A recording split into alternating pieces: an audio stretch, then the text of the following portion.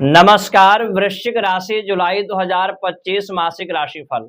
आने वाला यह जुलाई का पूरा महीना कैसा रहने वाला है, आपका स्वास्थ्य कैसा रहेगा, भाग्य कैसा रहेगा, करियर, बिजनेस, शिक्षा, प्रेम प्यार, वैवाहिक जीवन, कौन सा डेट दिनांक टाइम आपके लिए शुभ रहने वाला है, लकी रहने वाला है, कौन से दिनांक टाइम में आपको क्या कुछ सावधानी बरतनी है और क्या उपाय फॉलो करना है।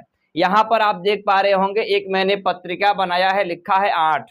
8 यानी अंक जो 8 मतलब वृश्चिक राशि, 12 राशियां होती हैं, तो 8 यानी कि वृश्चिक राशि। और वृश्चिक राशि से मैंने जुलाई के महीने में कौन से ग्रह किस भाव में विराजमान है उस स्थानों पर उनको कहीं ना कहीं स्थापित किया है, उसके अनुसार प्रेडिक्शन करने वाले हैं जुलाई 2025 के बारे में।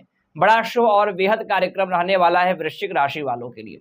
प्रारंभ करते हैं, उससे पूर्व मैं आपको बता दूं कि यह कार्यक्रम चंद्र राशि मून साइन के अनुसार है।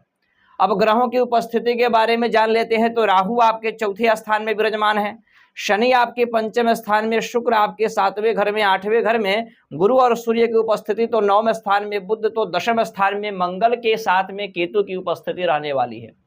सबसे पहले हम स्वास्थ्य के बारे में जान लेते हैं। तो राशि के मालिक कर्म स्थान में विराजमान है, गुरु आपके अष्टम स्थान में विराजमान है, मंगल केतु के साथ में विराजमान है। देखिएगा बीपी लो, बीपी हाई अचानक से, और कहीं ना कहीं ब्लड से संबंधित परेशानी और कहीं ना कहीं रक्त से संबंधित परेशानी यहाँ पर दर्शा रहा है। थोड़ा सचेत रहिएगा, खाने पीने की चीजों के ऊपर ध्यान दीजिएगा, नियंत्रण रखिएगा। चर्चा करते हैं शिक्षा के बारे में। तो शिक्षा के मालिक गुरु अष्टम स्थान में बैठे हुए हैं, लग्नेश आपके कर्म स्थान में बैठे हुए हैं।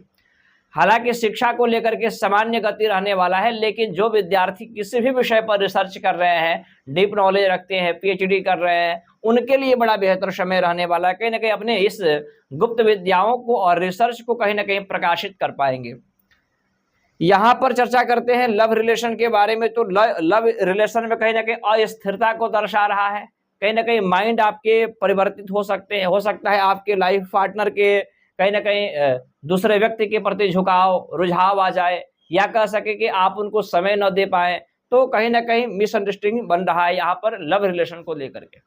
चर्चा करते हैं यहाँ पर शेयर मार्केट इत्यादि की स्थिति अच्छी नहीं है, जुआ सट्टा इत्यादि से आपको दूर रहना चाहिए इस महीने। भाग्य के बारे में चर्चा करते हैं। चंद्रमा हर 2.25 दिनों में राशि परिवर्तन करते हैं, भाग्य की गति आपकी सामान्य रहने वाली है। वैवाहिक जीवन के मालिक शुक्र अपने घर में विराजमान है, तो दाम्पत्य जीवन बड़ा ही मधुर, बड़ा ही मधुरता पूर्व यहाँ पर दर्शा रहा है, मधुरता से परिपूर्ण को दर्शा रहा है। यानी कि लाइफ पार्टनर को लेकर के कुछ ना कुछ अच्छा संकेत मिलना, कहीं बाहर घूमने जाना, या आप दूसरे के बीच तनाव थी, दूरियां बनी हुई थी, या किसी भी कारण से आप दोनों के प्रेम में कमियां थी, वो यहाँ पर कहीं ना कहीं बेहद अच्छा होते हुए दिखाई दे रहा है। दाम्पत्य जीवन मधुर यहाँ पर दिखाई दे रहा है। बिजनेस व्यापार में अचानक ग्रोथ होना, बिजनेस की शुरुआत होना, और बिजनेस में कहीं ना कहीं चेंजिंग होना, बिजनेस में परिवर्तन का भी योग यहाँ पर दर्शा रहा है। दैनिक इनकम भी इस महीने आपको बढ़ेगा, निश्चित रूप से बढ़ेगा। जो दैनिक इनकम होता है उसमें आपको मुनाफा देखा जाएगा। कर्म क्षेत्र के बारे में चर्चा कर लेते हैं, नौकरी, जॉब इत्यादि के बारे में। तो नौकरी के मालिक बनते हैं सूर्य। सूर्य आपकी आ जाएंगे भाग्य स्थान में 16 जुलाई। 16 जुलाई के बाद नौकरी में जो भी अड़चने हैं, जो भी परेशानियां हैं, आप मेहनत कर रहे हैं, श्रेय दूसरे को मिल रहा है, जो आपके साथ में षड्यंत्र किए जा रहे हैं, पॉलिटिक्स चल रहे हैं, कहीं ना कहीं वो स्थितियां सुधार आएंगी। और यहाँ पर 16 जुलाई के बाद भाग्य भी पूर्ण रूप से आपका सपोर्ट करेगा, खास करके नौकरी जॉब को लेकर के। राज्य से जुड़ा कोई कार्य फंसा है उसमें आपको लाभ प्राप्त होगा। मंगल केतु की युति कहीं ना कहीं आपको गुस्सा और अग्रसन देगा प्रारंभ के समय में, कि करियर में जहां आप नौकरी करते हैं उन लोगों से विवाद हो, कर्मचारियों के साथ में, बॉस के साथ में, फ्रेंड के साथ में, नौकरी क्षेत्र में, राज्य क्षेत्र में, करियर के क्षेत्र में कहीं ना कहीं विवाद जैसी स्थितियां बने, उसके लिए प्रेरित करेगा मंगल और केतु की युति।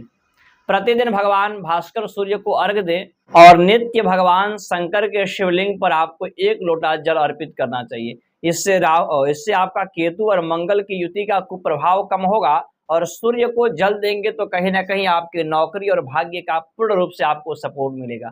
इसके अतिरिक्त यदि आप अपने जन्म कुंडली का विश्लेषण शास्त्रगत और पौराणिक तरीके से मेरे द्वारा कराना चाहते हैं, या आप हस्तरेखा या वास्तु शास्त्र पर परामर्श लेना चाहते हैं, तो आप इन नंबरों पर कॉल करके कार्यालय की कुछ सेवाएं हैं उनको अर्पण करके आप मुझसे बात कर सकते हैं। बाकी ऐसे शास्त्रगत जानकारियों के लिए मुझे फॉलो करें, सब्सक्राइब करें। आज के लिए धन्यवाद, नमस्कार।